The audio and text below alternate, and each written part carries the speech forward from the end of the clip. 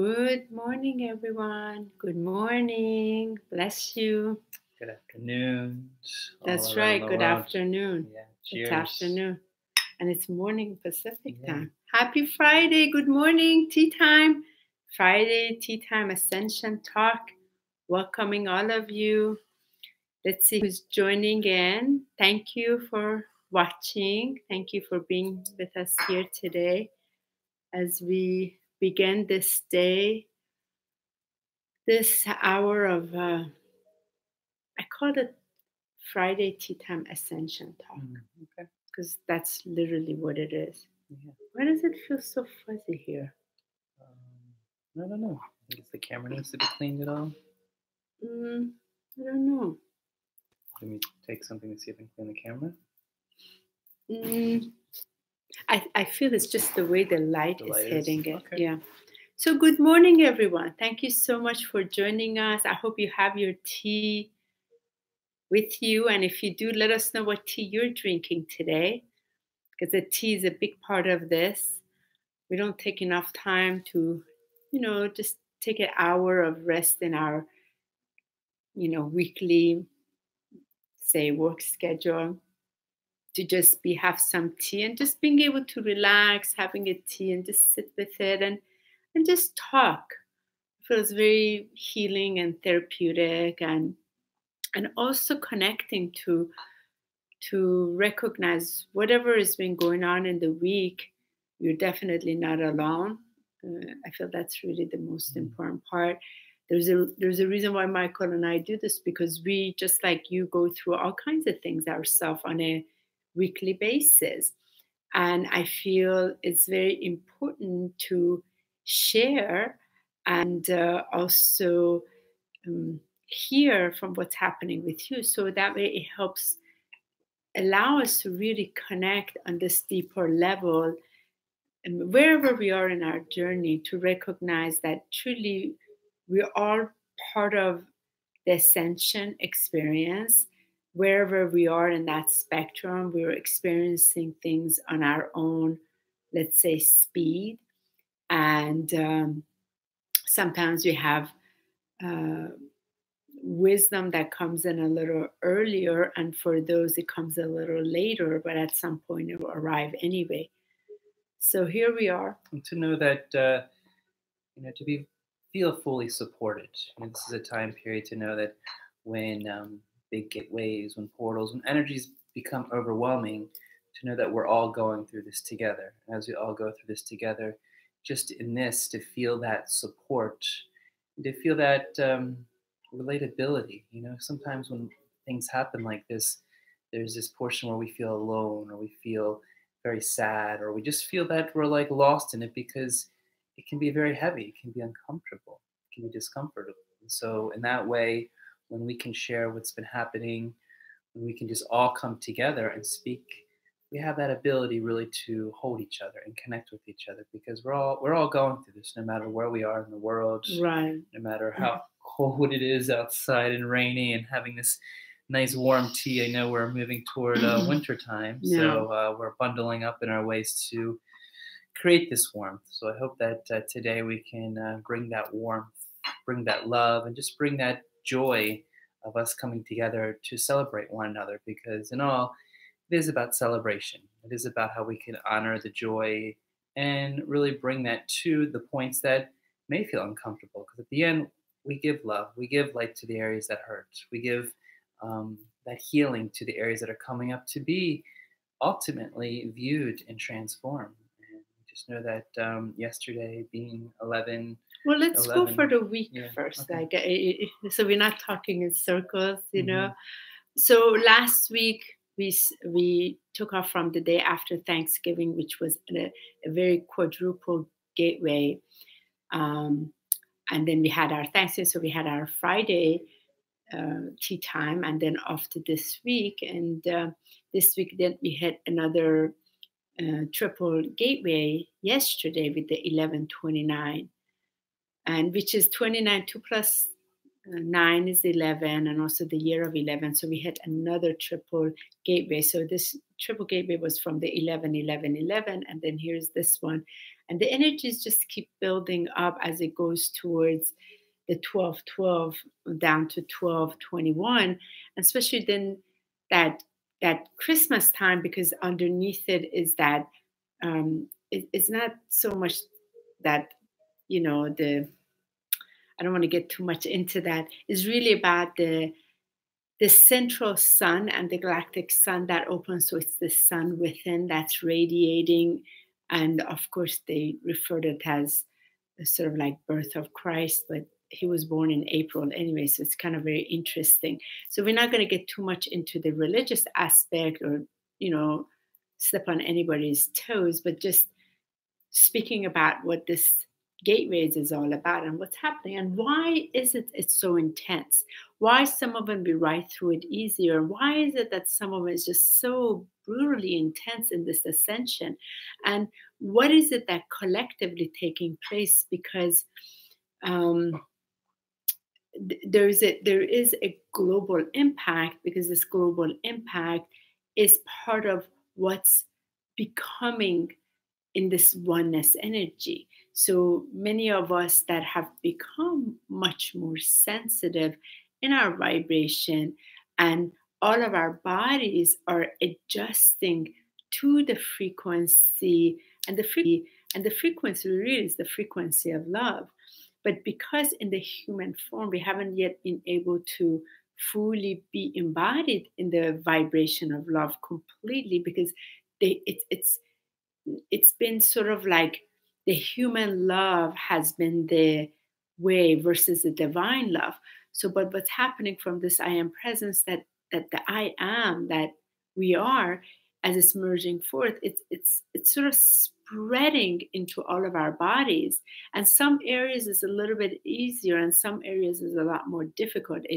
It finds sort of, because it brings the light to it, so necessarily the pains really they show up, and it because it also wants to be free, and so that's really what's taking place. So the last couple of days, I have had several messages from several people, some really close friends that I know, and some I haven't heard from a very long time, experiencing very, very difficult time. And when I shared a post yesterday that I've been crying a lot and I felt very, very sad. So Michael and I had a very intense conversation on Wednesday night and Thursday. I mean, I just cried a lot and very, very upset, and just a lot of heaviness on my heart, which was kind of surprising, because I feel like again, that's another thing that surprises us. It's like, wow, I've passed that stage. What's going on? And then it gets so deep, it gets even deeper, because the vessel wants to be clear, so it only houses divine's vibration in it. And there are things that come up to give us the ability and the courage to communicate them, to speak them, to literally bring light to them. Our own selves bring the light to it, so it clears. And also, most importantly, having the courage to hold others accountable in their action, and no longer take their behavior or their choices as a reflection of you. And I feel that that personal accountability, responsibility is one that has really come up, because we are moving into this place of empowerment. And the empowerment is the divine alignment. And that divine alignment, the virtues are there of love and compassion and merciful omnipresence and everything, all of that is there, but it can't fully be embodied until we're taking personal responsibility and the personal empowerment. So before we get deeper into it, Wednesday was a beautiful celebration for Michael, as Michael had his first official video interview with Todd Medina. And that was really beautiful for you to like have that opportunity to express from yourself without me being in there. So it was wonderful. I feel very honored. Thank you, Todd, out in the ethereal land. If you're watching or not, it was a deep blessing, a very powerful day just to express not only what's been happening through me, but to have the opportunity to go on camera, to have this connection that I feel with you, and the ability to share what I even felt a monumental occasion 2 days before that, just to speak about what's been expanding in my own realm. Because what even 2 days before that, just having the beautiful opportunity to have a powerful Archangel Michael channel that brought forth a lot of confirmations within my life. And it's amazing when that comes forward, then to have the opportunity to share that and see how that all unfolds. And it was just, I just feel very grateful for this opportunity to not only just be in touch, but grateful for Honey, because originally it was through Honey that met Todd. Honey went on before, then we both went on. And I know when Todd came for the 1,000 Goddess Gathering in DC, we all combined as one big soul family. So it was beautiful to meet him. And then we've been kind of talking.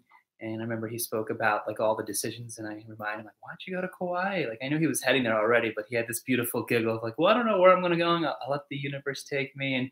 And now he's in Kauai, and I just felt, there's times in life where Honey has reminded me that we all need to step forward and express more and expand more. And I felt that night it was a big moment to really come out in front. And I said this in front of Todd, that when we're on the camera live, we are in our raw state.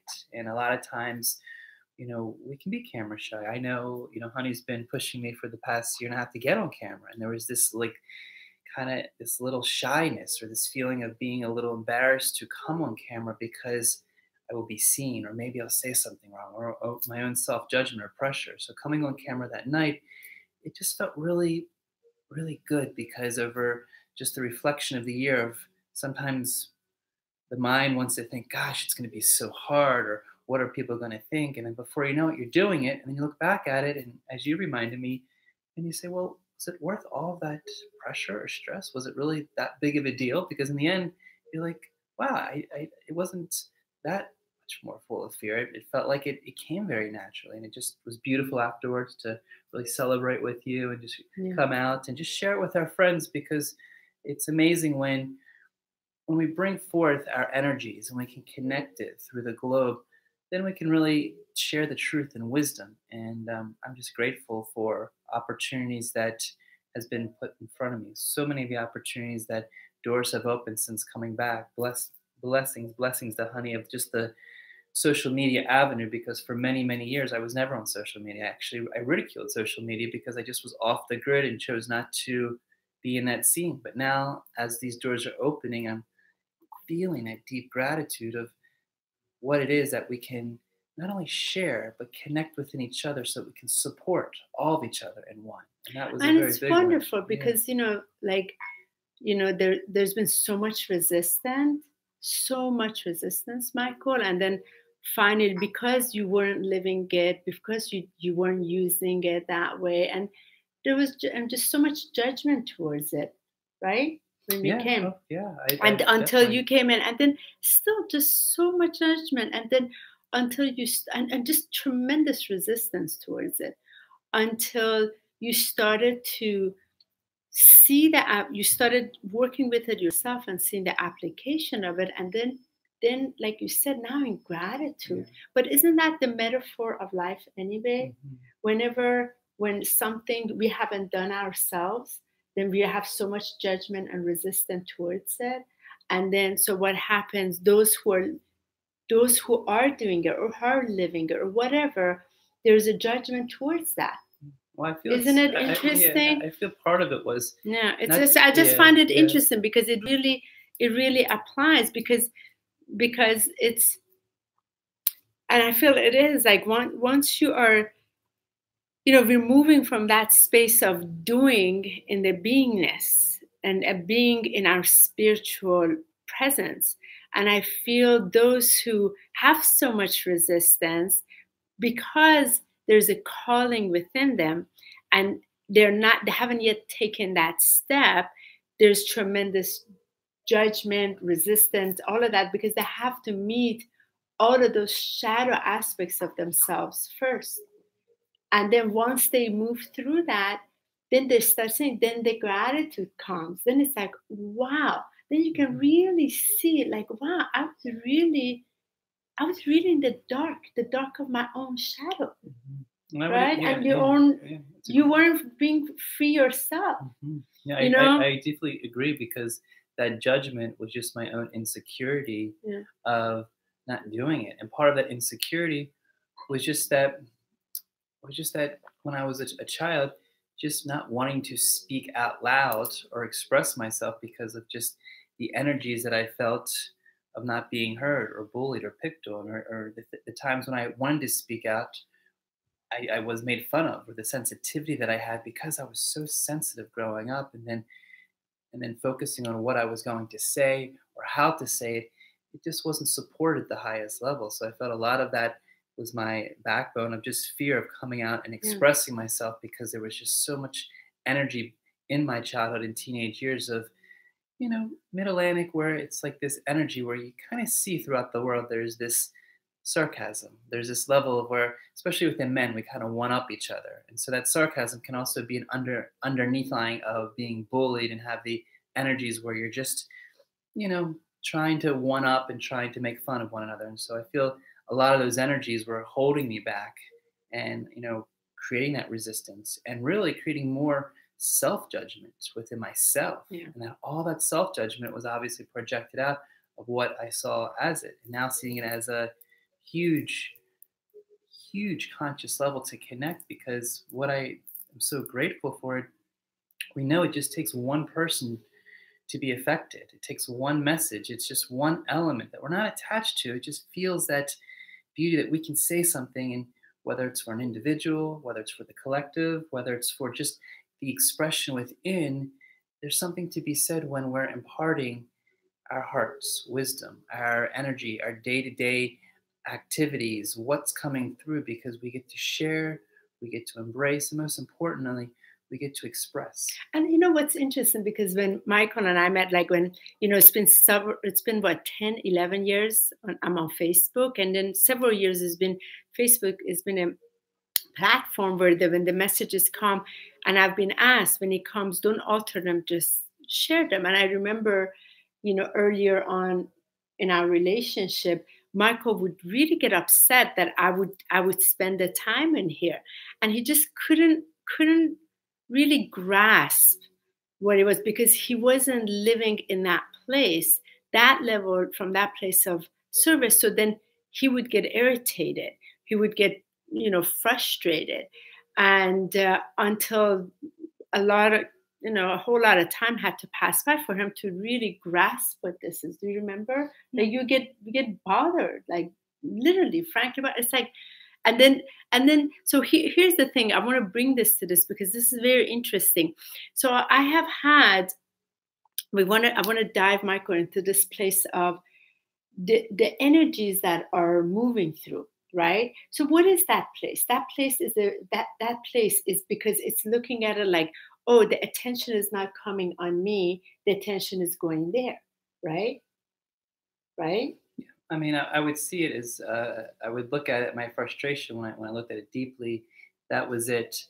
And I felt like sometimes it was just distracting the present moment. Sometimes if there was a moment that the energy of being on social because media you didn't have, because you yourself didn't have that commitment or right. devotion. But what sometimes frustrated me was just the ability that there's a huge power in the present moment, and so sometimes in that present moment of maybe wanting to express or wanting to do something, there was a distraction going on, so that fully expression. You considered it distraction. So I want to actually talk about this, because it ties into this 11/29 gateway, and also the amount of messages it's had, which is the masculine energy. Well, I feel part of it. I feel part of what my frustration was, and it was projected upon you, because is really, I feel that from the ego, from the ego. Let me express. Let me express. Part of the frustration is the reason why in the beginning why I was why I was not jumping on social media is because before I got on social media, I was just very aware, just through traveling throughout the world, seeing a lot of things, and just witnessing in airports, in most beautiful cafes, that a lot of people are constantly on their phones. A lot of individuals are constantly dialed into the technology. And to me, it was frustrating because there was this lack of state of presence or state of being because of the stimulation that sometimes draws us in, and because we're so drawn into it, it would almost be like walking around and just noticing that every single person is so glued into their phones and glued into what's happening that sometimes we forget to look at each other in the eyes and say hello or take in the presence. Or so I know in my own frustration, resistance, because it is an addiction. You know, if we use it out of balance and we're on it, then we don't capture the presence of the moment. And that's what allowed me, before I met Honey, just to step back from it in a complete resistance, because I wanted to just step away and not join that. But I see that when it's used in balance, when it's used in harmony, when we're not checking our phone, checking message every single day, because all of us can get triggered if we're eating dinner and we want to be in a beautiful place. But if the phone's on or we're being distracted, it takes us out of that present moment of being there, because at any moment, I've just seen the ability where people are on dates and both people are on their phones. People are walking, they're on their phones. It's almost like this technological area where it's pulled us so far in that our own human being, the power of the presence, the sense of who we are gets distracted, because there's always something else, another message, if it's not Facebook, if it's not email. That to me was what built up before meeting Honey, because it just upset me that so many were so involved in it that it was almost like we couldn't be who ourselves anymore. Like even when I went to Bali, there was a cafe that says, please, no cell phones. And when people went in there, it was nice that people were in there and they were talking and they were sharing, and there was this feeling of like community. And sometimes when we're in our own zone of technology, which is good, but when it's overly consumption. You're talking about, and you have a valid point. Absolutely, Michael. I want to bring this to a point, you know, without like getting, you know, not personalized, defensive, but just there's a point I'm bringing, because there's a lot of judgment from that too, where people are not being present. You don't know if that person, that conversation is very present in that moment, real time that's taking place. Or the message has come in, it's very present in real time taking place. So I feel there's a lot of judgment around that. I was just talking about when. No, I know you have a valid point.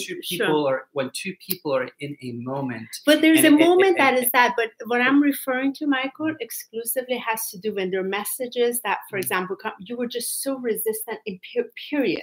I think I was resistant because you didn't even have you were not engaged at all. But there's a point I'm trying to make here. If you let me, I would like to make a point, because the point is we come to this 1129 gateway. What is this?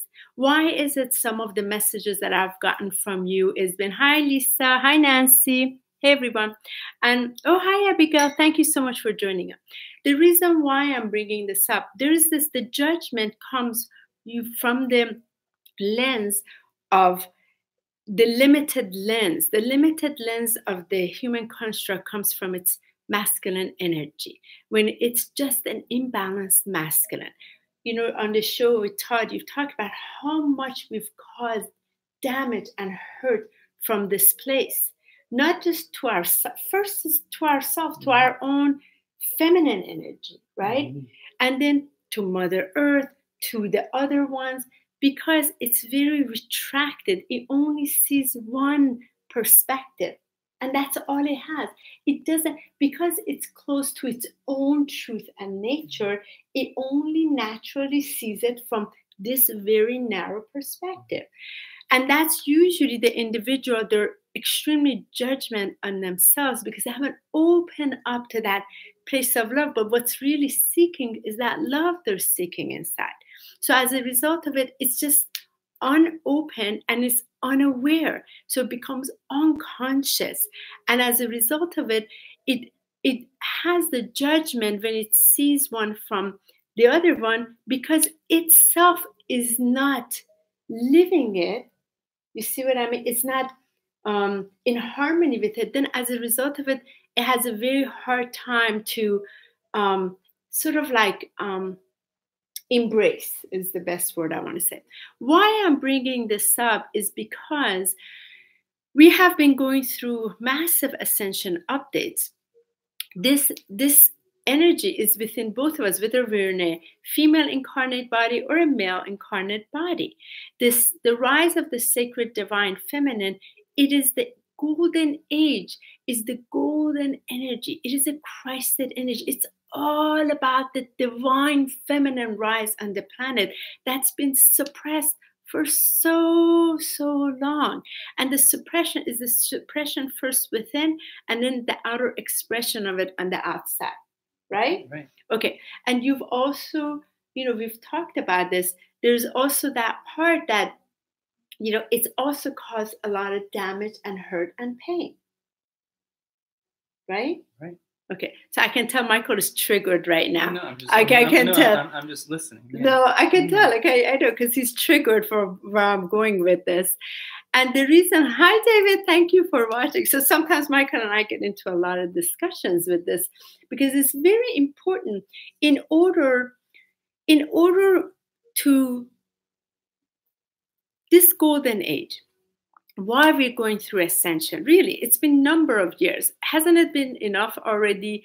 Ascension between gateways and stargates and full moons and new moons and codes and solar flares and magnetic poles and, oh my gosh, nonstop, over and over and over. What is really ascension? What really ascension is? Why are we going through this? Reincarnated into human form just to make ourselves crazy to go through it? We signed up for so many of the life lessons in this lifetime just to go through it for what? Just to abuse ourselves, to bother ourselves? No, because there's so. Did we do it just to screw ourselves on the soul plane? No, I believe the ascension process really is to bring forth our mastery of all the universal laws, all the abilities to make our God, self, goddess, individual within us to rise, so that as we are coming forth and as triggers come up, yes, triggered, admit it fully, and to recognize it. Right now you're triggered. Well, before, because I could just feel the energy. Yeah. And so to recognize it, but here's the most important Why thing. were you triggered? Why was I triggered? Because Yeah. I could just feel the vibration move from a place that it didn't feel like fully compassionate. Just it felt very different in my because in my level. there's a I've had several messages, Michael, that I wanted to bring into what's taking place. And plus, you've seen me cry it out a lot the last 2 days. And you've also seen why there's been something directly communicating to you that has really, that I've been very bothered with, right? So why are we very open sharing this? Why? Because we are equally part of this as everybody else. So there's no separation. But what is it? Is it any different when we are closed within that place ourselves, are unaware, right? Well, what I was going to say is when we were talking about the trigger, when that comes up, it's also the opportunity. We talk about ascension. We talk about why is this happening. One of the things that I'm very deeply aware of is when a trigger comes up, it's also to recognize that it's something to come up to be healed. Absolutely. And to look at and to welcome. And really what's important is, and this is, I speak from my own experiences, when a trigger comes up, it's a feeling. It's an emotion. It's a reaction. And really what I find with the ascension is every day, the universe, the angelic realm, the masters, they're all looking to see, how are we going to react? How are we going to take this situation? Because ultimately, no one can make us react. We are in our own reaction. No one can make us feel anything. We are necessarily responsible for our own feelings, for our own reactions. Ultimately, when we come from unconditional love, no matter what trigger or reaction comes up in whatever intense emotion, at the end of the day, the Ascended Masters are looking to see how much love can we place toward that reaction? How much love can we place within ourselves? How much love can we help heal that, because ultimately that trigger, that reaction is bringing up things not only from this lifetime, not only things from past lifetimes, but what's happening on a collective, so that it too can be transformed. And that's and I find one of the most powerful things. And here's the biggest test: when that emotion comes up, when that trigger comes up, is to really see how in divine couples, it's for both people to see something is there for the individual and something's there because the mirrors of two very divine individuals, to two people that are very loving in any relationship, any friendship, sister, daughter, mother, father, there's something coming up that they're looking at, and there's something coming up that they're looking at. And when our emotions are very, very full at that moment, it's the most important thing that I've learned from you, my love, is to really see how we don't personalize it, how we don't defend it, how we choose the power of our words.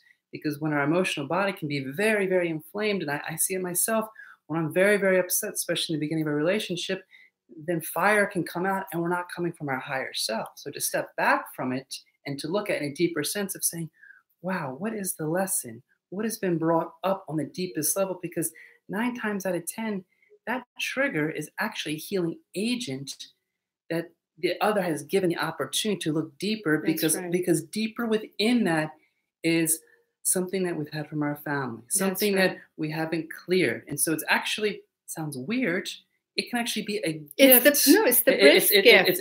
It's the greatest gift. But sometimes it doesn't feel like a gift because our closest body has actually, just 1 second. Yeah. Our closest beings of friends have actually created that. And what's interesting is the universe, it's what I find is very powerful, is some of the closest relationships in anything, the vulnerabilities and sensitivities between two people are usually the exact same thing, so that when it comes along, the universe and the ascension, seeing how do two people both come along, and they have the highly sensitive, and they hit, and then the reaction comes forth. How does that then come forth in the healing, and how we move through that without two people either going down, projection, blame, all the things that have happened, and to look at what is it done. And it's sometimes hard because we have to step back from it a day. Sometimes, I mean, it was a great post that you showed of like the forgiveness wheel of how many. Oh my God, wasn't that amazing?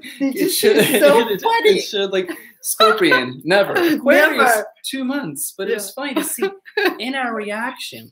What's funny is how quickly, what I feel is the biggest ascension key is how quickly can we get triggered, not retract, and find forgiveness in that, because somewhere it's something within us that's being healed. So yes, we have to go through it. Yes, we have to feel it. Yes, we have to honor. It's not about going through it as quick as possible. But in that, I find the forgiveness and the surrendering of it to see the importance of what's being brought forward, because that is the golden egg that's being brought forward. And I noticed within myself yesterday and the day before, grateful that everything happened, because what's happening during these gateways, our most vulnerable, our fearful things that we've thought we've done the work, we've thought that it's no longer there, somehow they come up and you're like, oh my gosh, I thought I worked on that issue. I'm not aware that there was a commitment phobia. I didn't realize it was there, but now it's coming up because somewhere it's been hidden so deep that now it's been brought up to be looked at, and it almost surprises you, and especially when you're in a very deep union that one can see right through each other and call their bullshit out, call the mental energy out. I had to call something in Michael's bullshit out and call it out. And but you know what? It wasn't just a couple of things. I want to get to that point because I feel it will serve you. The reason why we're being so raw with you, because I really feel this will also somewhere it will help you, because we're all in it together. One part that I want to say in reference to Michael said trigger, part of it is our entire garment.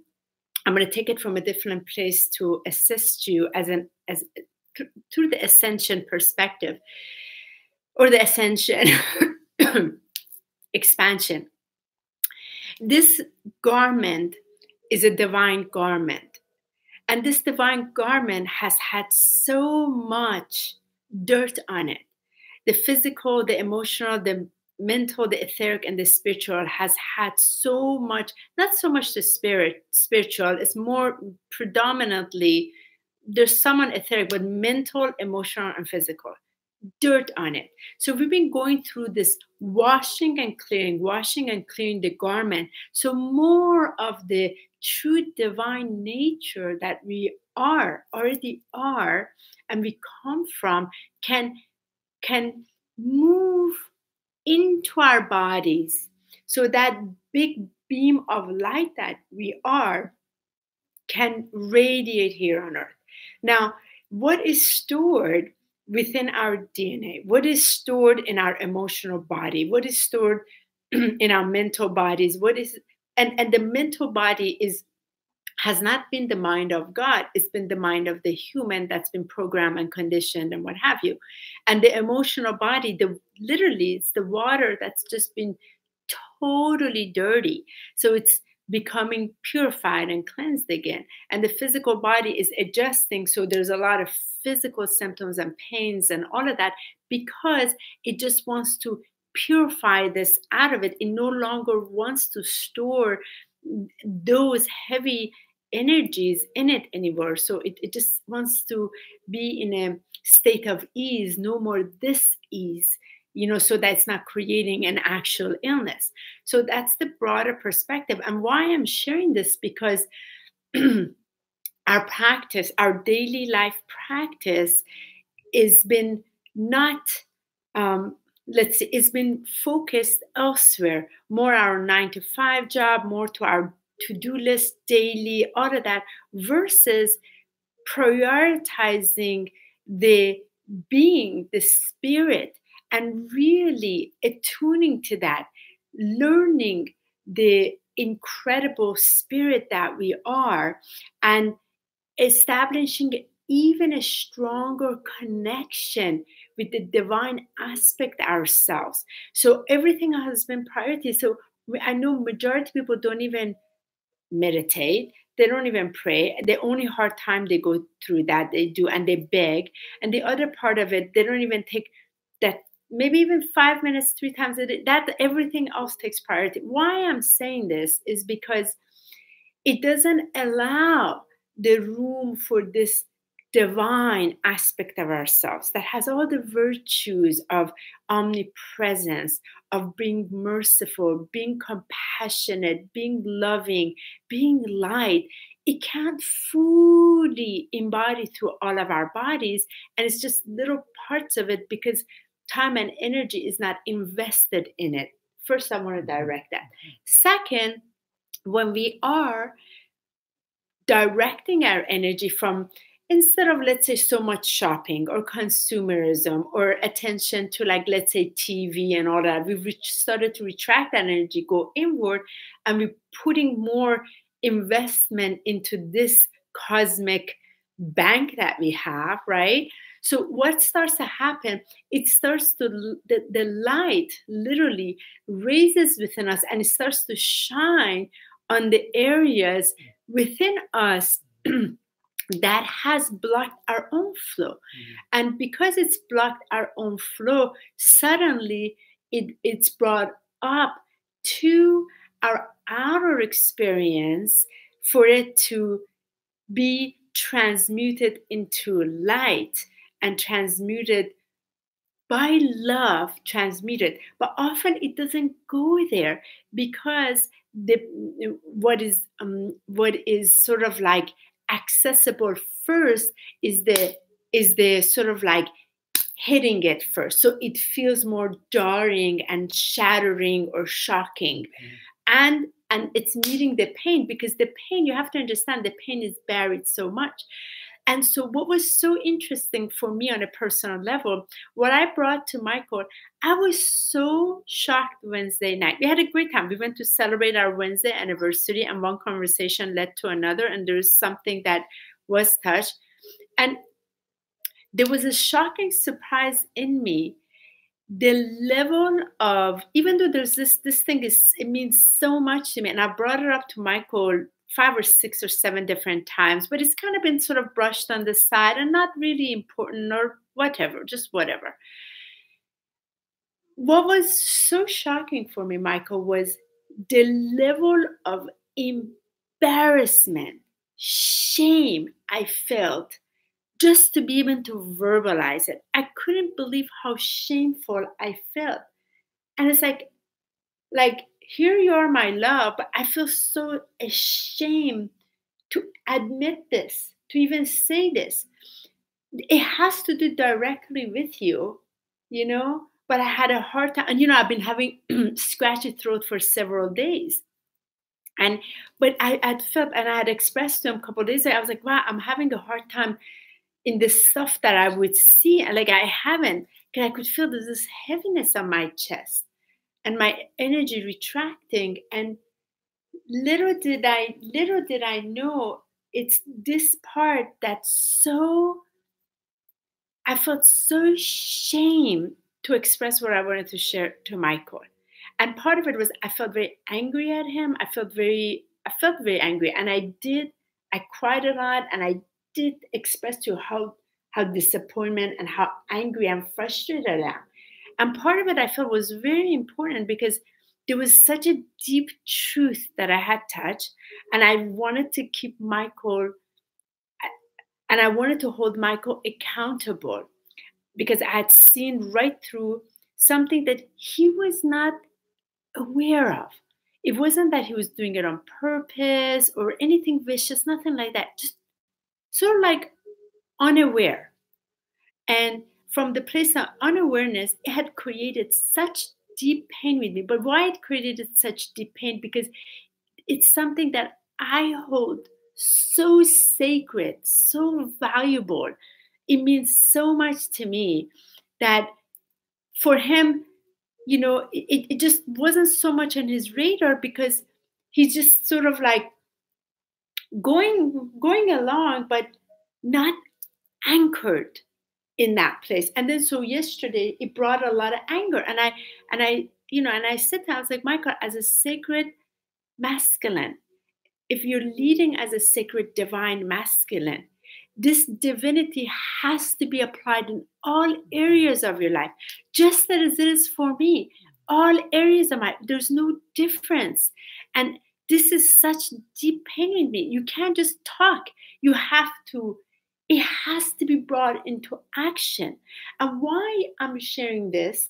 Because this is for all of us.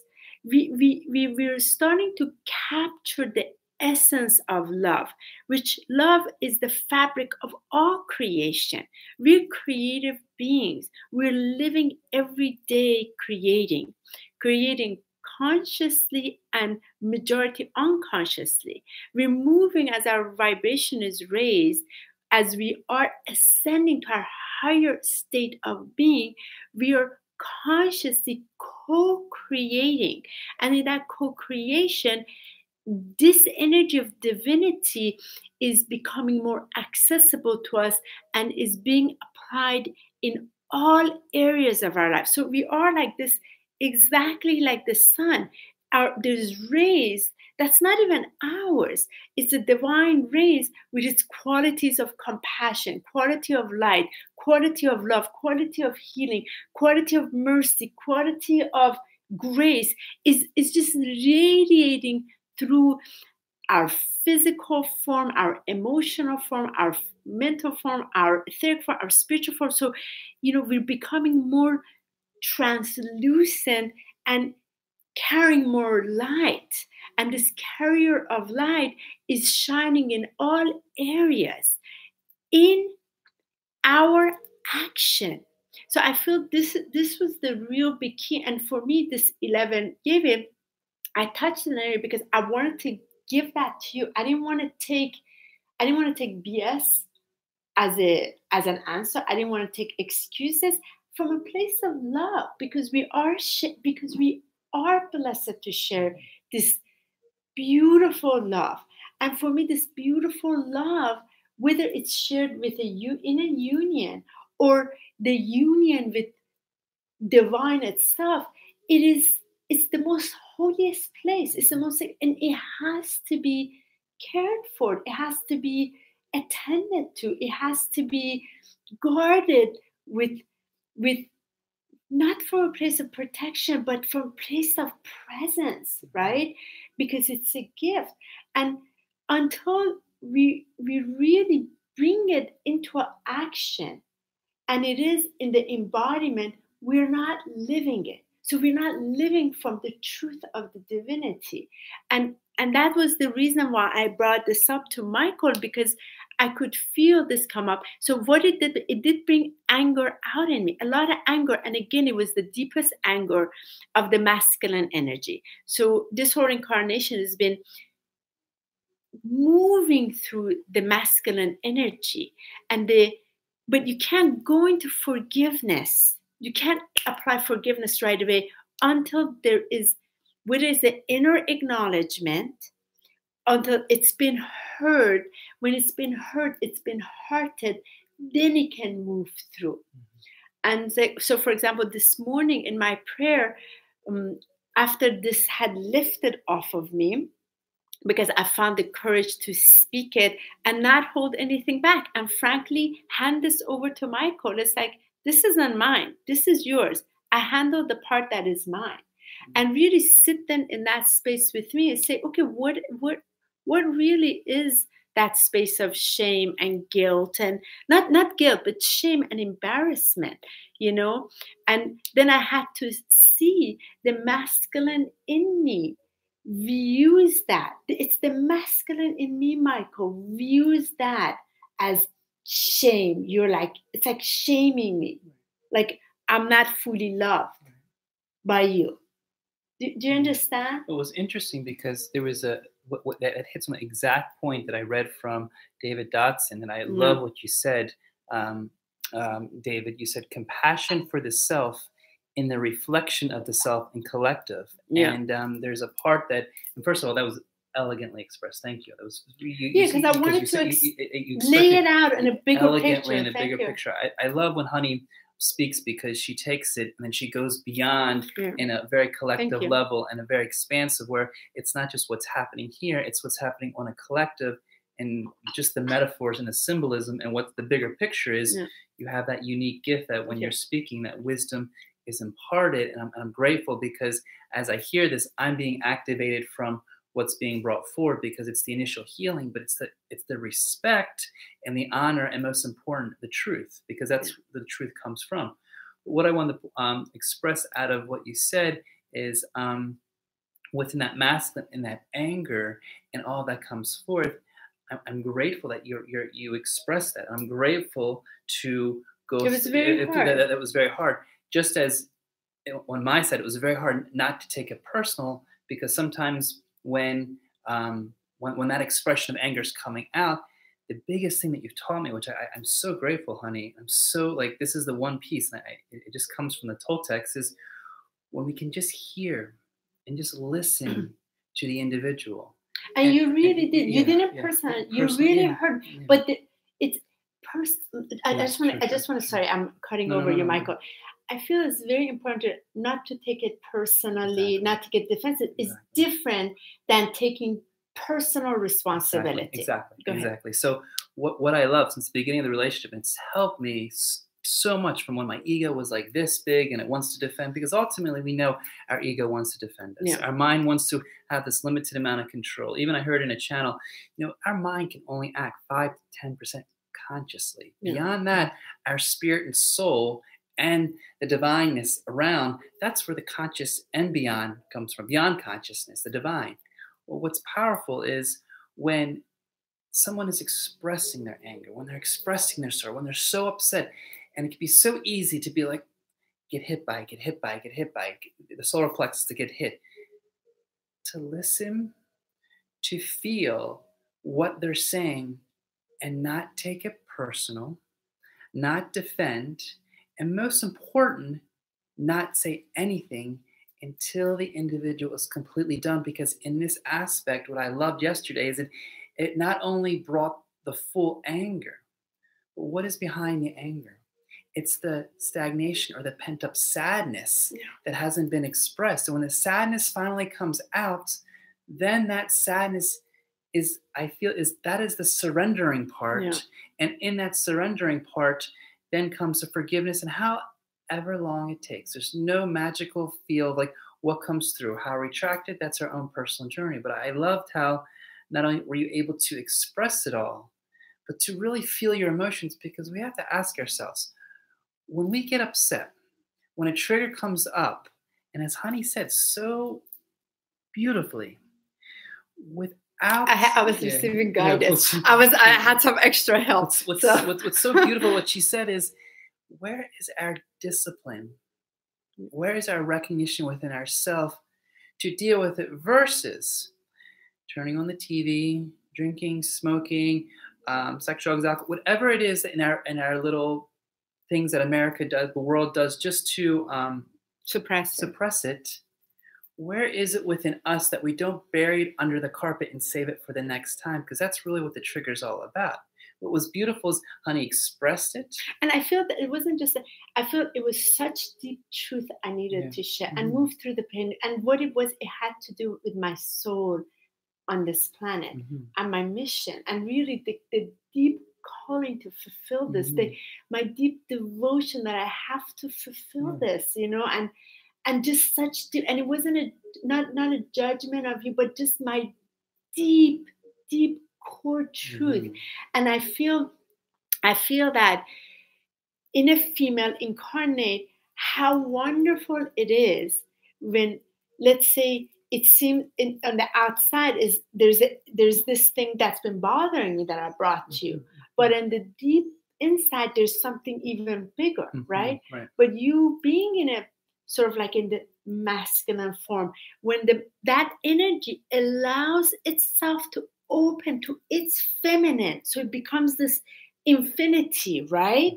And holds and expands and open, then that in which has been in me, that masculine that's been hurting me, literally opens up to my own infinity of the divine, you know. Then there's this energy like moves like, and then the pain is transcended into light because it no longer has a weight because it's been heard. But it's been heard with, it's been heard by the heart, so it's been hearted. Right? And what is it? It's been hearted because love was brought to it. You know, and that's all it is. And I feel that this is what took place on 11/29 on a collective level. So many of us have been tears, anger, frustration, because there is a deep rooted part of our essence. It just doesn't want to, and there's this expression that just wants to be free, like just wants to be free in its divinity, and it doesn't want to hold itself back anymore.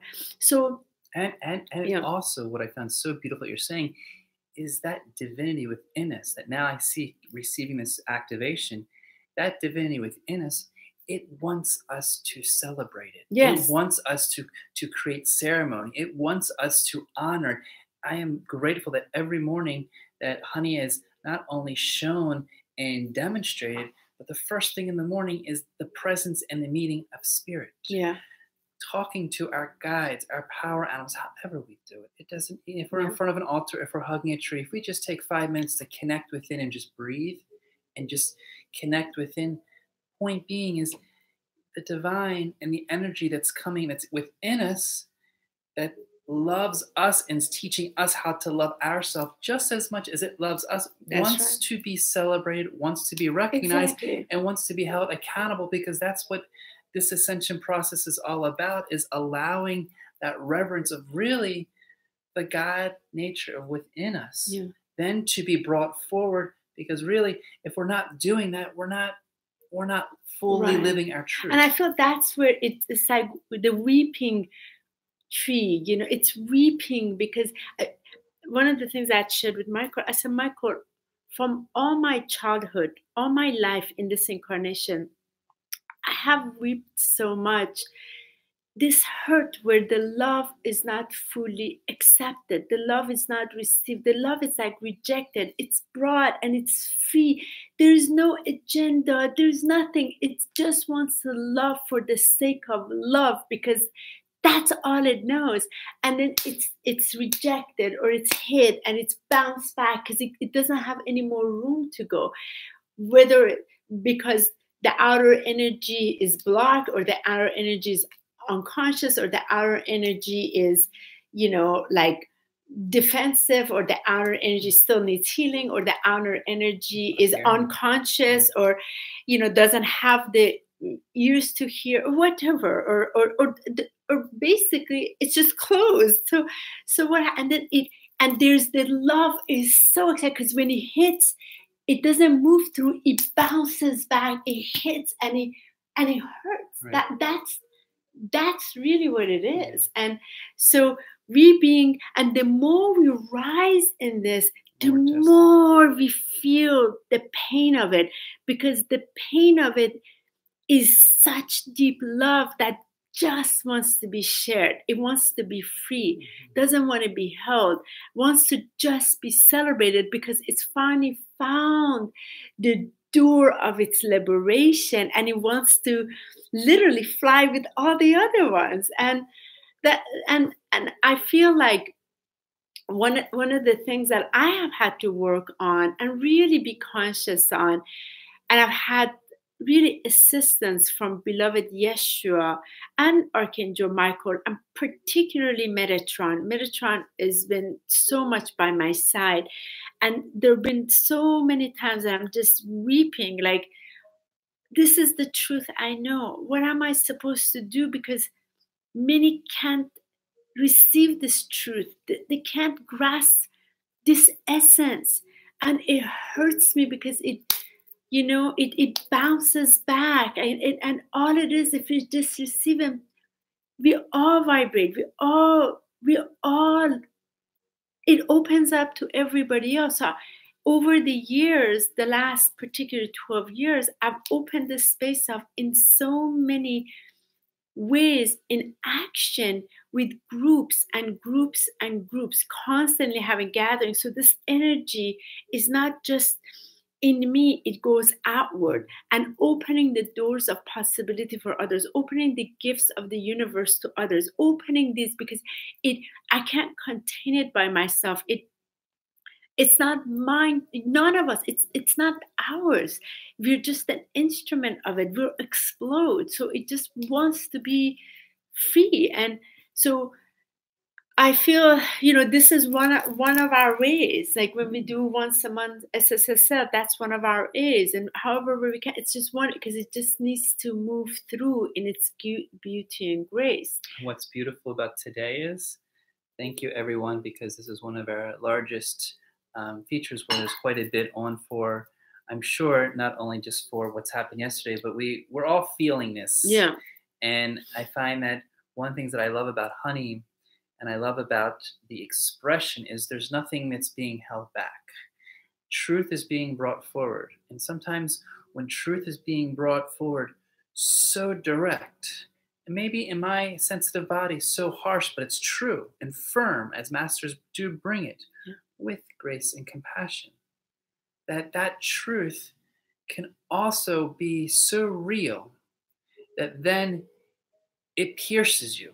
And as it pierces you, then it opens within yourself and see what's because untrue. I wasn't disrespectful. It was very direct. But you really like, and I love you're like, you're right, honey. Right. Wow, you're right. And then you know what was so beautiful? You're like, wow, you were touched by it. Like, oh wow, because I never saw this in this way. It like opened you. The truth of what you expressed pierced right through me. It opened me up, and then, funny enough, I was embarrassed and feeling shame for almost what I was covering up. This feeling of, interesting. Where is this feeling of fear of commitment all of a sudden? Where is this fear of not fully express or not fully hearing someone? Because that's one of I love to hear, but to like be embarrassed, be like, how did I not hear what she expressed? And as much as I want what she expressed, as much as I honored, there was some shame in me sitting there being like, what in the world was I doing when I wasn't doing? And I had to kind of step back in a way and almost just be so quiet to listen, but multidimensionally scan myself and say, okay, how interesting. On one side of the trigger, there is a shame, embarrassment. Right. Then it's piercing through me, finding the truth of where the it's really the nug, the egg of where the root is, which comes into fear usually, insecurity. And then you were able to see, and I called it up, and I was like, Michael, this is not love. You're speaking love, but underneath it, your action has been coming from fear. And I feel that's what it was. Michael had not noticed it. And that was the most fascinating thing, because for him, it's still coming from love, but he hadn't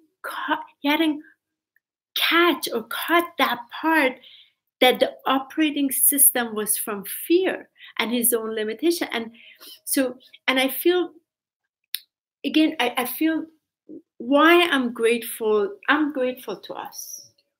I'm grateful to us that somehow we have the courage to be this raw, to share, because I got several messages yesterday from several of you. You're going through such a hard time. And I was like, I'm crying just as you are. I've been very upset and just inside of me, because I no longer want to support that in which is so just like in our case, there's nothing vicious, there's nothing, it's just unawareness, but it feels so bad because it's not, the love can't be fully shined. So, and that's what it desires. So it had to be brought up. And for us to have the capacity and the courage, it was really hard for me to speak it. It was eating me up. How am I going to bring this up? I mean, and you guys see us, we're very close, but believe it or not, I felt just so dirty. I kept telling Michael, I was like, I feel disgusting. I feel embarrassed. I feel like lowest of the lowest dirt that I even said this to. And he couldn't even understand why. You couldn't.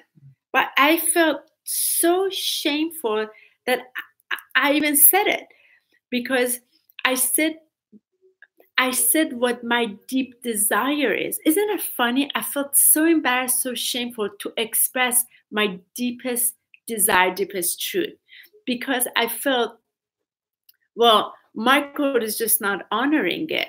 So, and Michael's action was communicating to me that I'm not valued, I'm not worthy, I'm not honored, I'm not appreciated, that I'm just some dirt, and isn't that so interesting? And I was like, but that's not the truth. That was the judgment. That's my own that's my own masculine judging the situation, versus he's just unaware. But it's not that he's unaware. You have brought it up to him. There is a personal responsibility, but he has to hear deep so he can become aware on his own. So that's when I saw, okay, why this has to take place. So what's the point of this? We're no different wherever we are. We are being asked to speak that deep truth. This is the gateway between 11-11-11 and 12-12. We are moving from this space of this triple flame. It's a triple flame of truth, which is the divine will, the illumination, and the cosmic love. It just wants to blast through us, but it cannot blast through us until we are living in its divinity, in action, in form. And that means what's in our mental and emotional physical body that is not in alignment of this will be expressed somehow in our outer experience to give us the opportunity so that we can sort of tackle that within and bring our own love into it for its own transformation. So that way, when it's lifted within us and it's lifted within that person. So beautifully expressed. I mean, it cannot be, the closest to truth. And I find it takes such courage, such strength when we're in that place of pain and anger. And as David said so elegantly, to look at the layers between the layers, and to find in between the hurt, in between the pain, the anger, the sadness, the stress, the worry, all the emotions that are like coming like a whirlwind, in what manner to then bring that love and bring compassion, because ultimately that is the healing gift of the essential process, to lift that vibration, lift that love, and bring fullness, bring the fullness of our beingness, which is love. And right, because love only knows love. Exactly. Love doesn't know anything else other than love. Love does not discriminate. Love does not withhold. Love is the glue behind the entire creation. It's the force of all. It has to be expanded to all.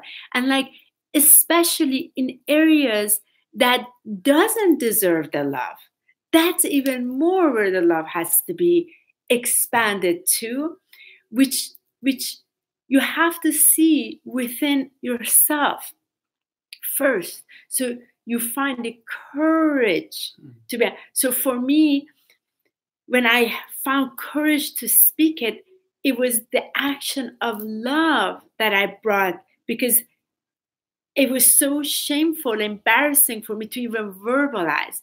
But I had to do it from a place of love so that I can extend it, because that's all it knows. Like, this wants to be free out of you. And I could feel it just wants to be free out of my chest.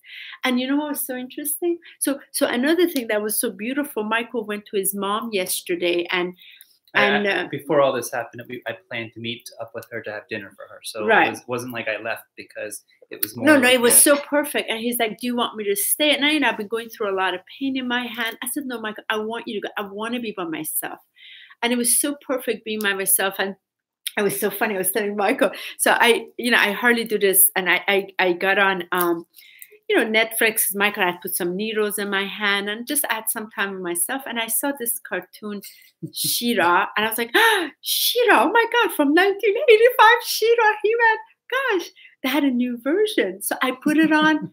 I cried my bum off. I cried and I cried and I cried and I cried. It was all about the sacred, divine, feminine, the love of the universe and all of this. I was like, I cried so much. It couldn't have been more perfect. So this morning, my prayer, I was singing it like I was in some orchestra in the church. I was singing it so loud, and I was so happy that Michael wasn't home that I could just sing blasted. And I could feel how lifted my entire vibratory cells were. And the colors had all come back that I hadn't been able to see for a little while, because this thing has been sitting on my chest for a while. What's on the other side of pain is freedom, liberation, and joy. And if you are, just like the Facebook post that I made about my son, if you can just give yourself permission to recognize this pain, or it's not a problem, but it's a gift, then you give yourself the opportunity to open it as a gift so that you can apply your inner solutions to it. And if you can have a space where we're hearted, where we're heard, then it liberates and it frees, So I feel very lifted on this. And my heart goes out to all of the challenges, but I can feel by this open up the field in me and the field of those around me that I'm connected to. And I could see around the grid. And I looked at the grid underneath in the crystal fields and the grid above. And I was like, wow, like it's so much more open. And it's like it's breathing. I was like, wow. So I started breathing within my own 144 grids. And I breathe underneath the grid underneath us here and above, the etheric grid, I was like, wow, look at how much more breath this has, because it's like the pipelines in a home. It cleared. So, Michael, since you can see, can you just for a second? So we have a lot of. Let's see what questions you may have. Thank you so much for all of you. Look how many we usually. By the way, this is our week 6, so thank you so much. And we're very appreciative that you took time on this. And Michael, I'm going to share this. This came to me this morning from Paul The Venitian, actually. So from Paul The Venitian, one of the things that came to me, I said, I feel there's a part that I need to assist. I'm being called to assist. The daily, one of the things I felt like, what if for, let's say, 30 days, or even 1 week, from this week to next Friday, those of you who are on, what if on this YouTube link that from 3 times a day, we take 5 minutes, just 5 minutes, and but it's at a time. We put a setup time, like let's say 9 o'clock in the morning, 12 o'clock, 3 o'clock, and 6 o'clock. So I want to do mine 4. Michael, you can do whatever you want, and literally for 3 to 5 minutes. That's all. We have a timer on, and we just sit back and we breathe in the cosmic love, and we breathe out the cosmic love. Listen, but to all of our bodies, and to our cells, and to our electrons, and to our atoms, and to our neurotransmitters, in commitment and devotion to the divine love that we are. And I really want us to do this as a group experiment from this Friday to next Friday, just going through it and commenting by the end of each day. What did you experience? Let's see, let's just use this and see what within 1 week commitment. If you can commit twice a day for 5 minutes, great. If you can commit 3 times a day, great. If you can do 5 times, 1 time a day is just not enough. Because what Paul The Venitian was guiding me is the prioritization. Prioritizing. Prioritizing. Okay. That word is so difficult. Prioritizing. I love your accent. It's so hard, P and R together and an I. Why they put English word like that? It's so difficult. Prioritizing. Yeah. So that way, I'm going to bring love to that. So that way, we can bring in this stream into us consciously and just breathe it out. But breathe it out not to anywhere else. It has to be the individual practice, because once the individual practice has received it, then it can extend that. So if you like to join, please do that. And I want to expand this to an even deeper level. I love what you said, honey, because I find taking that time throughout the day, we can do it once before when we wake up, once when we go to bed, but let's even expand it deeper. For everyone that's watching this, if they want to have some support, not just from us, but friends or family, send this video, express what you're doing, and then join. And express outwardly, because what we'll do is we'll place this, as we do every week on our Facebook, we'll invite friends, we'll put this message specifically as an activity if you'd like. Yeah, and just a free activity. We'll take part. And then spread that out just in case, because sometimes you know how girlfriends want to share with girlfriends, or family members want to share with family members and say, hey, I got a great idea. Let's try this, 2 times, 3 times, 4 days. So we're supporting each other, just breathing in, but consciously breathing love. Can we do that right now, Michael? Yeah. Can you all join us for a second? Let me show you how this is. That love and really feeling it. Feel it. Yeah. So all we're going to do is, the key is, you can't do it in bed. You have to get out of bed and maybe have a designated place. This is the key. It's just quietness. Maybe it's just 3 minutes. No problem. That's all. The thing is, don't do it in bed. Bed is a different activity. Come out of bed, sit in front of a candle. If you're in the office setting, no problem. Just shut your door, and that's all you're going to do for just 3 to 5 minutes consciously, no more than 5 minutes. We don't want you to go further. We just want to see how that is. So this is all we're going to do. Let's go ahead and put our hands in our heart. And what we're going to do, there's a specific color that I want you to breathe.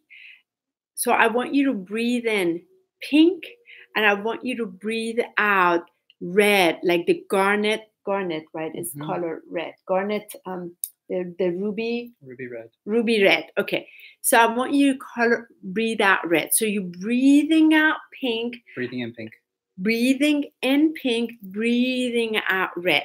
And all you're doing, you're just breathing in the cosmic love inside of you, coming from your crown, coming into your physical body, moving into your emotional body, mental body, etheric body, spiritual body, and then breathing that out.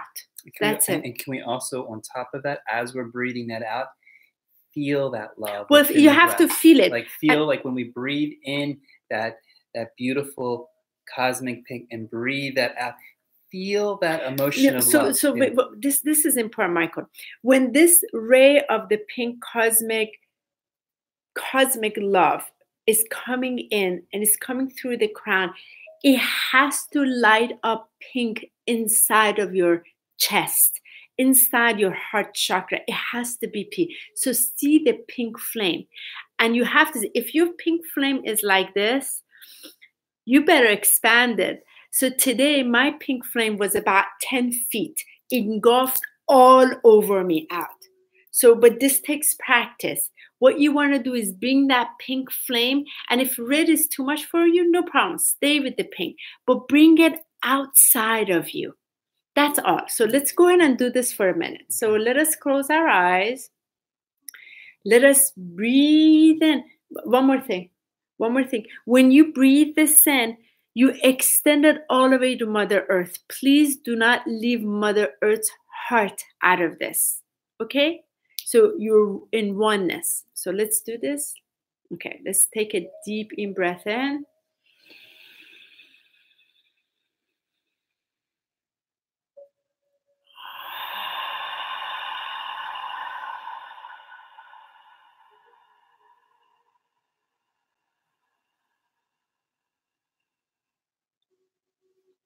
So breathe in deeply.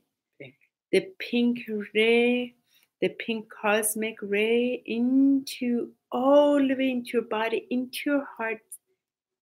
Feel and see that pink flame, and then breathe out red and empty it all the way through all of our bodies and all around you. And please do this with the exhale out breath, not closing your mouth. So let's do this again.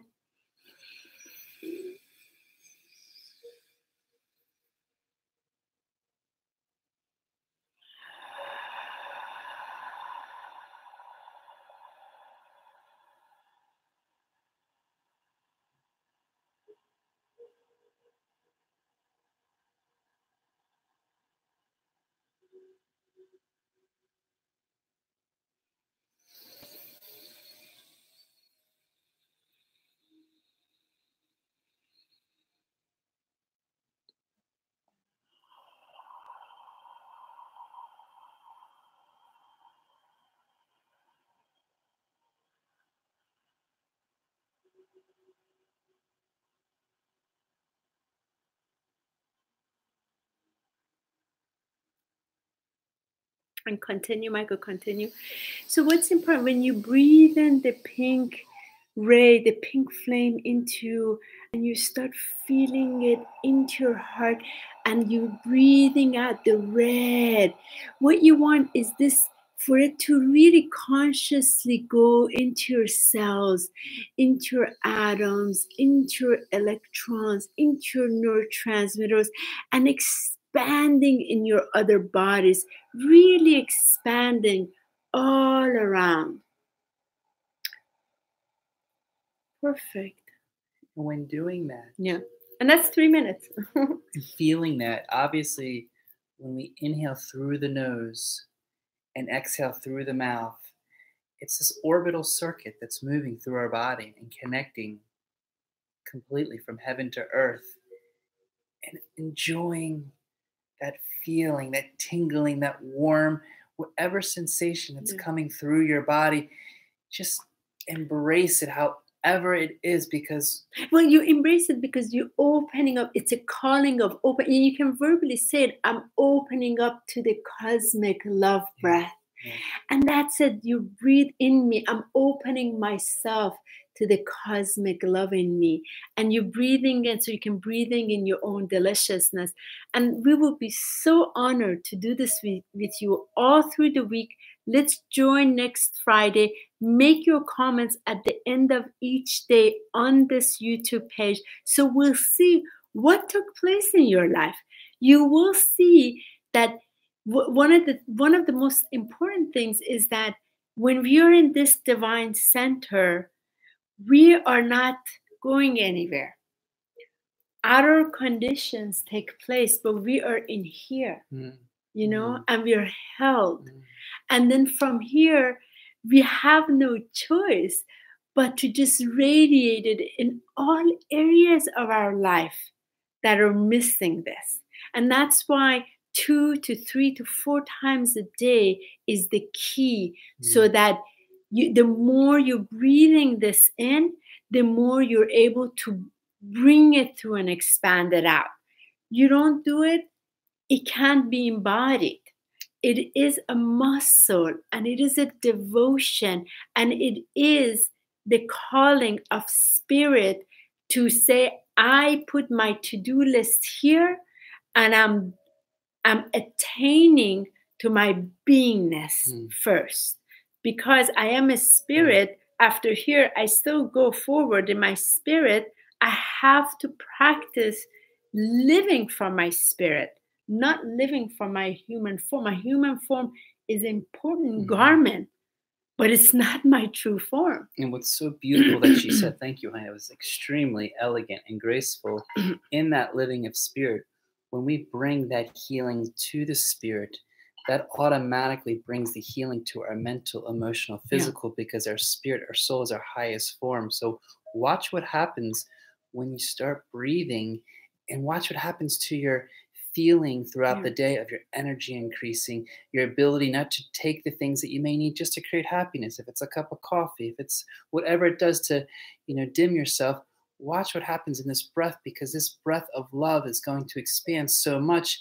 That inner journey is going to open new things within yourself. And we just know it takes just a couple minutes a day. So thank you, honey. Thank you for I thought sharing that was it, because that was with Paul The Venitian. And the other thing I want to say, before time, people like us that are joining, we would be in monasteries somewhere. We would be in the mountains somewhere. We would be in a cave somewhere. So we had dedicated all day time to our spirit.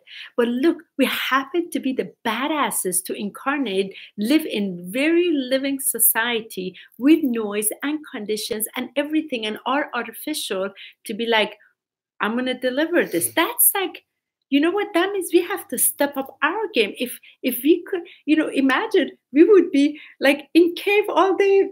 There's no resistance. Here we have so much. So that means if you're spending like not even a daily meditation, we're not, how you possibly can gonna live from the love, from the divine love embodiment? It's not, but there's not judgment. It's just, for us, we need each other's support to go through it. And I feel that's the key to all of this. And I would love also to be with you in that. Michael and I have a very strong practice in the morning, and we have some in the evening. And I love to also engage in this, because I feel I just want to be a witness to its incredible gift for all of us. I think it's beautiful. Real quick, we're just going to go through. I'm going to scan some of the comments. Feel free, anyone that's watching, if you want to share something that we've missed or you have a question upon. We're really grateful for everything that has been expressed. And thank you, David. Nancy. Thank you, Nancy. Thank you, Thank you, Miriam. I appreciate your beautiful love and all that's been expressed. And hello, Demetrius. And Demetrius, you know, I was a monk just with you in China. So but by far you were my brother, because I know after Atlantis went down, we were in the Himalayas doing our work. So beautiful to see that comment at the very end that I left. Lisa, beautiful. Hello from, I hope Long Island's not as cold as it is down here, because boy, is it freezing these days. Thank you for always joining us, Lisa, and taking the time. You know, David, you know, and Miriam expressed the first hour, but coming from person is the first hour.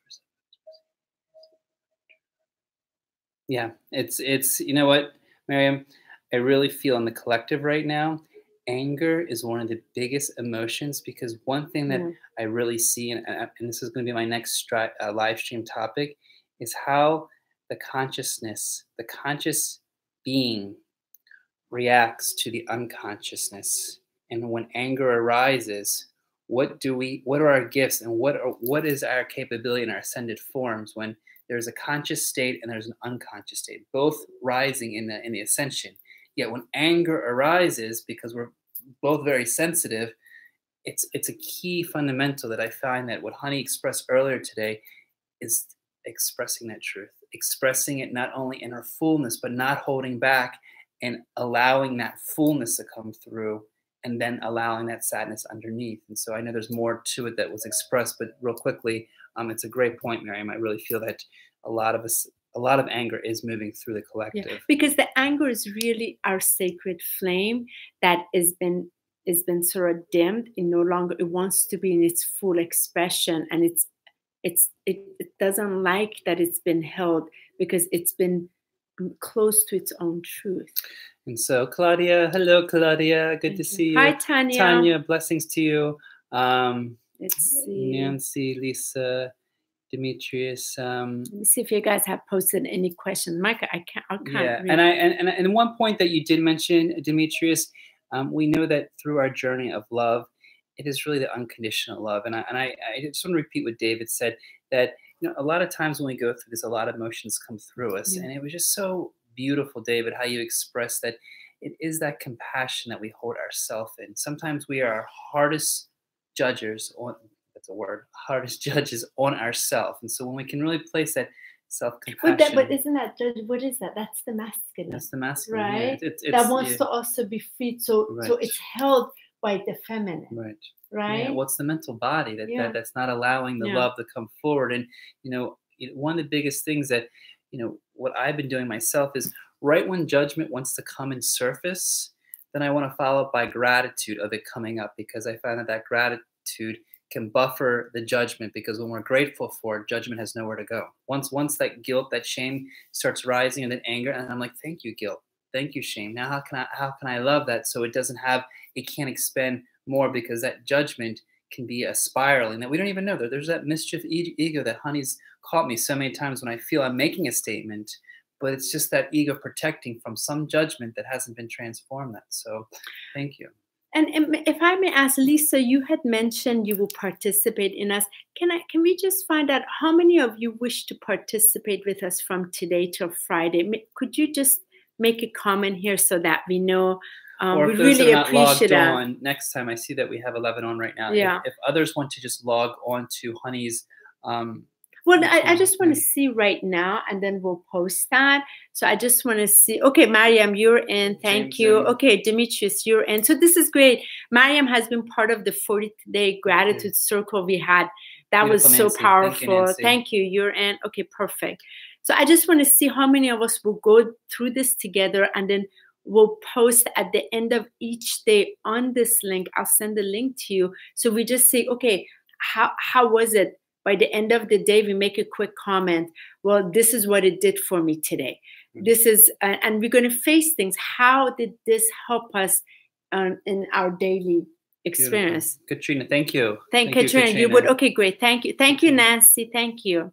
So light and vibration rise, our light shines brighter, revealing the shadows, that specks that want to heal, transform. That's true. I love you, David. David, I can't wait to meet you. I feel like you two just gotta go have surfing with each other. I already know you, and it was funny because a very good friend of us spoke about yesterday how during 11/11 there was like this ripple effect of waves that went across the ocean, the the earth. And the first thing I thought in my own selfish way was like, why was I out on a surfboard? Where is the ocean? Because somewhere there must be some beautiful swell pumping those vibrations of wave on 1111. Because when these gateways happen, you know, Mama Earth's pumping her energy. So David, I look forward to the day that we can embrace each other and surf together and just connect in the lives that we've known each other. And David, let us know if you like to also take part in this as well. Thank you so much. That would be great. And most important, I want to thank you. I know the past 24 hours for both of us has been, wow, it's been heart-wrenching, heart-building, heart-growing, heart-evolving. But I just want to thank you, because what I inspire from Honey is her truth of whether feeling good, whether feeling bad, you're expressing it in your nakedness, you're expressing it in your rawness, you're expressing it. And as you express it, it's so powerful to see the wisdom that comes through the expression, that at the same time, it's like the master, but also like the remembrance of the student. You know, it's like you're expressing it, you're learning, you're growing. It's like one complete dimensional cycle that it's coming through, but like it's like this. And then as it comes through, it feels like it's just you're that conduit, and then being expressed outwardly. And as I'm sitting here, then I'm activated by what you're expressing and feeling, and then that activates the love within my heart for the gratitude and just the blessings that we can communicate together, we can share together, and most importantly, we can hold each other in the highest love and just really listen to each other. Because I feel when I do listen to you, when you listen, you really listen. It's like, and you hear it. Thank you, Azam. And I feel the other part, Michael, is that what I've learned, what I value is if I'm going through this, it's not that something is wrong with me. And I feel within those of us who are Ascension leaders, those of us who are spiritual teachers, or what have you, somehow we're sort of put in this position, right? As, you know, guides and what have you. Often we want to only post things that are good, the good happening. Right. But I feel that never resonated with me, because for me, it's been like, and I've been by the team above, it's like, no, share, don't ever cut anything back, share exactly. And that's why I do, because it's, I've learned by honoring that I'm expressing, because often it goes back to that. It's not because something is wrong with me, I'm experiencing difficulty. Sure. It's because I am moving through from one dimensional field of consciousness to the next octave of expansion. That's the way I've learned to recognize it, because, and this has been something that I have grown out of from incarnating into a Middle Eastern Iranian family, where the outside, sort of like the outside presentation is such key, because that's what comes in, and you always have to put out the best and the good and all of that. You can't ever tell what's happening, because you know, there's a lot of that culture things that I've grown out of, and that's why so much doesn't resonate. I went against that culture.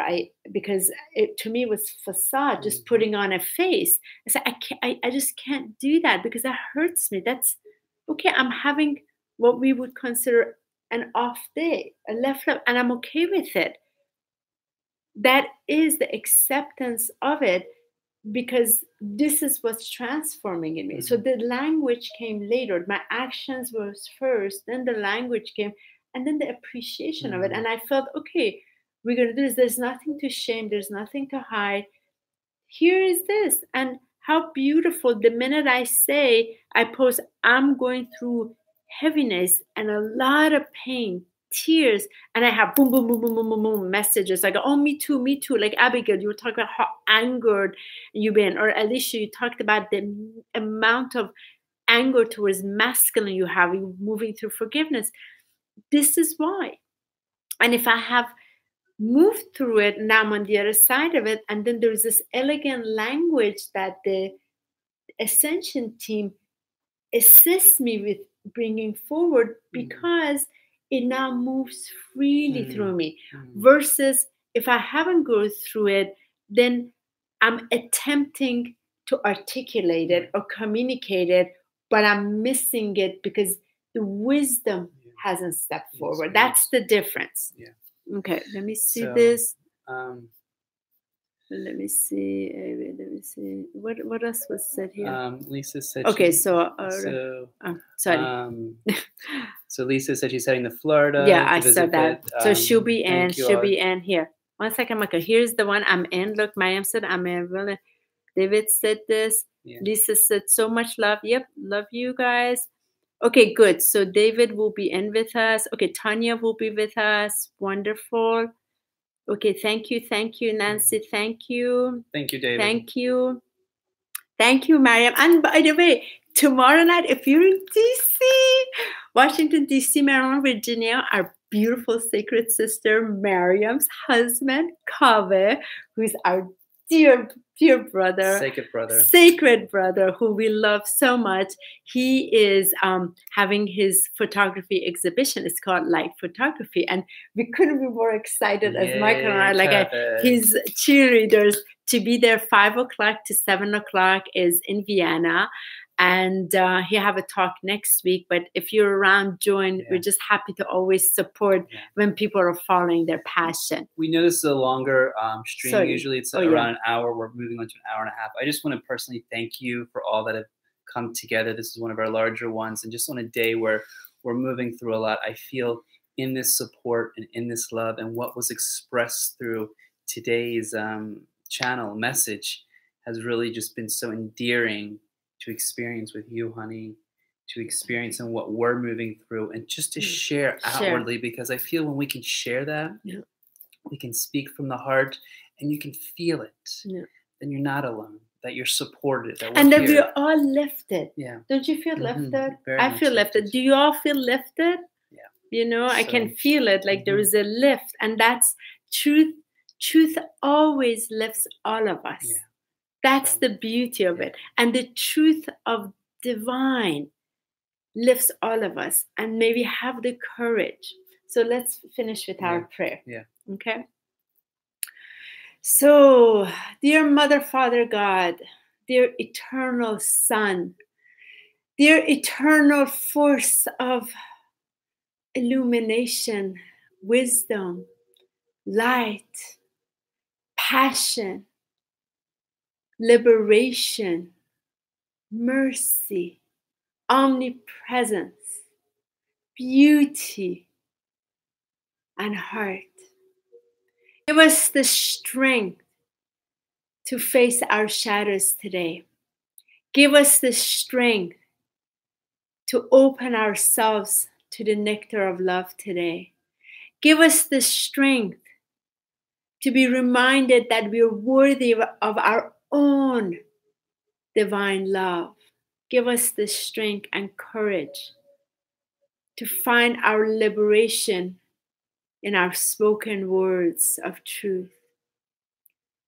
Give us the courage to face the little shadow within that wants so badly to be out of that inner prison. So only love moves through us each and every awoken moment.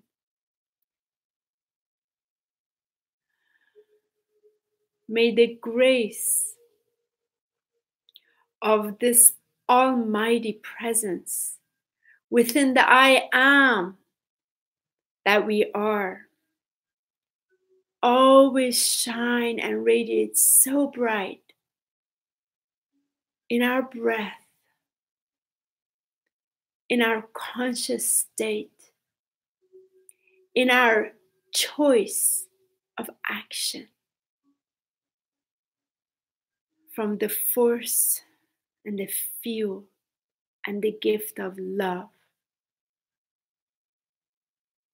that we come from.